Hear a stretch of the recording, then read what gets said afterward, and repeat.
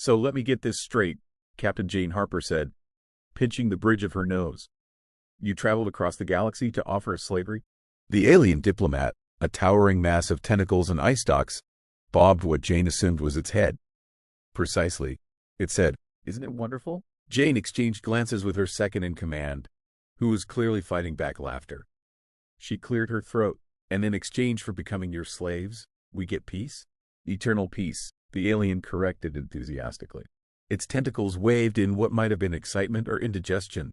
Who could tell with these squid-faced interlopers? Right. Eternal peace on a planet we no longer control because we're slaves? The alien's eye stalks swiveled in confusion. You seem dissatisfied with our generous offer. Perhaps I should explain the benefits of slavery. Oh, please do, Jane replied, her voice dripping with enough sarcasm to fill the Mariana Trench. I'm dying to hear how being owned by space calamari is going to improve my life. As the alien launched into what was undoubtedly a well-rehearsed sales pitch, Jane found her mind wandering. She thought about the years humanity had spent preparing for first contact, the technological advancements, the cultural sensitivity training, the painstaking efforts to appear civilized and worthy of joining the galactic community. And now this slavery with a smile. And that's why our whips are 30% more ergonomic than the leading competitors. The alien concluded triumphantly. Jane blinked. I'm sorry, I must have dozed off somewhere between indentured servitude and ergonomic whips. Could you repeat that last bit? The alien's tentacles drooped slightly. You're not interested. Gee, what gave it away? Jane's second-in-command muttered. Jane shot him a warning glance before turning back to the alien. Look, Mr. What did you say your name was? Glogdor, the magnanimous conqueror of 1,000 worlds, bringer of chains and eternal peace, the alien said proudly. Right, Googie. Can I call you Gloy? The alien's skin flushed a deep purple. I would prefer, great. So, Gloy, here's the thing, Jane continued, ignoring the alien's sputtering protests. We humans have this funny little quirk. We're not big fans of slavery. In fact, we kind of have a history of violently opposing it. Glogdor's eye stalks drooped further. But the eternal peace? Yeah, about that, Jane said, leaning forward. We've got a counteroffer for you. How about you turn that fancy spaceship of yours around, go back to wherever you came from, and we'll consider that our eternal peace. The alien's tentacles began to writhe in agitation. This is most unusual. No species has ever rejected our offer before. Jane's second-in-command snorted. Maybe you should update your sales pitch.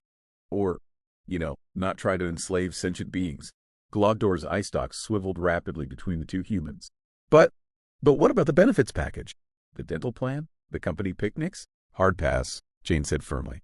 Now are you going to leave peacefully, or do we need to demonstrate why trying to enslave humanity is a spectacularly bad idea?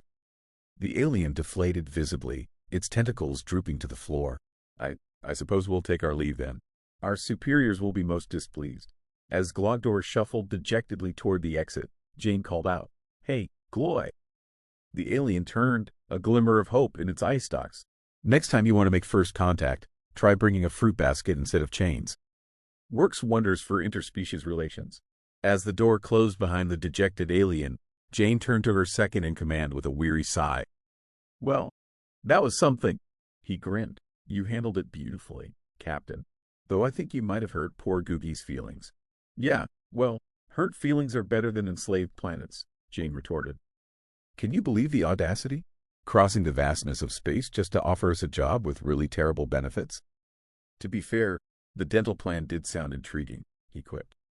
Jane rolled her eyes. Remind me to never let you negotiate with alien diplomats. As they made their way to the bridge to report on the bizarre encounter, Jane couldn't help but chuckle. When I joined the Space Force, I expected a lot of things. Dogfights with alien invaders, tense diplomatic negotiations, maybe even a little space romance. But this, turning down a slavery pyramid scheme from a purple octopus, that was definitely not in the brochure. Her second-in-command laughed. Just wait until we file the report. Alien encounter terminated due to unacceptable benefits package and lack of ergonomic considerations. HR is going to have a field day with this one. As they reached the bridge, alarms suddenly blared to life. Jane rushed to her station, barking orders as she and report. What's happening? A young Ennin looked up from his console, his face pale. Captain, It's Glogdor's ship. They're powering up their weapon systems. Jane's eyes narrowed as she stared at the view screen, watching the alien vessel's ominous glow. Well. Looks like Gloy doesn't take rejection well. Shields up. Battle stations. As the crew scrambled to their positions, Jane allowed herself a small, fierce grin. If these aliens thought humanity would roll over and accept slavery just because they asked nicely, they were in for a rude awakening. All right, folks, she announced to her crew, let's show these tentacle tyrants why you don't mess with humanity. And someone get me the cals. I've got a few choice words for our friend Gloy about proper business etiquette. As the alien ship loomed larger on the view screen, Jane grabbed the comm unit. Glug, buddy, pal, she drawled, her voice dripping with faux sweetness. I thought we had an understanding. You go your way, we go ours, everyone's happy. But here you are, ruining a perfectly good Tuesday afternoon. The alien's face appeared on screen, tentacles writhing in what Jane could only assume was alien indignation. You dare reject our generous offer? No species has ever. Yeah, we're special snowflakes. I got it, Jane interrupted, rolling her eyes. Look, calamari breath. We tried to do this the nice way.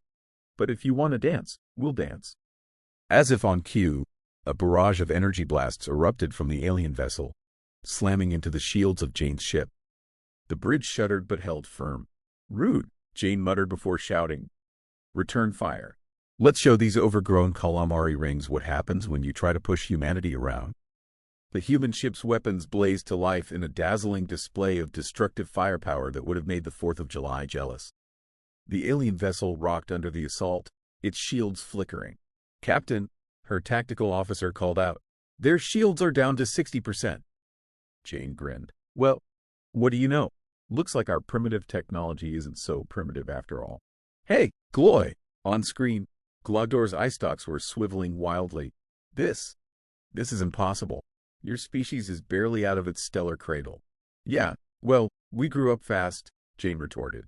Now, are you going to turn tail and run? Or do I need to introduce you to the business end of our main cannon? As if to emphasize her point, another volley of shots rocked the alien vessel. Sparks flew from consoles behind Glogdor, and what sounded suspiciously like alien cursing could be heard in the background. You barbarians, Glogdor sputtered. We offer you the gift of servitude, and this is how you repay us? Jane's second-in-command leaned in, whispering, I think he genuinely believes he's doing us a favor. Unbelievable, Jane muttered back before addressing Glogdor again. Listen here, you pontificating puss bucket. We don't take kindly to slavery, attempted conquest, or really bad sales pitches. So here's what's going to happen. You're going to turn that fancy ship of yours around, go back to wherever you came from, and spread the word that Earth is off limits. Got it. Glogdor's tentacles drooped in defeat. And if we refuse, Jane's smile was all teeth, then we'll be happy to demonstrate why humanity has a reputation for being stubborn, creative, and really good at breaking things. We don't like your choice. There was a long pause as Glogdor seemed to consider his options. Finally, the alien deflated visibly. Very well, we shall take our leave. Smart choice, Jane nodded. Oh, and Gloy, next time you want to offer someone a job, try LinkedIn. Much less chance of interstellar war. As the alien ship retreated, its engines glowing as it prepared to jump to faster than light speed, a cheer went up from the bridge crew. Jane allowed herself a moment to bask in the victory before turning to her second-in-command. Well, that was fun, she said dryly. Remind me to update our first contact protocols. I think we need a section on what to do when aliens try to recruit you into a galactic pyramid scheme. Her second-in-command grinned. I'll get right on that, Captain. Jane leaned back in her chair, watching the stars streak past as her ship resumed its patrol. For now, humanity was safe, but she couldn't shake the feeling that this was just the beginning. After all, if one species was bold enough to offer humanity slavery, who knew what the next alien visitors would have in store?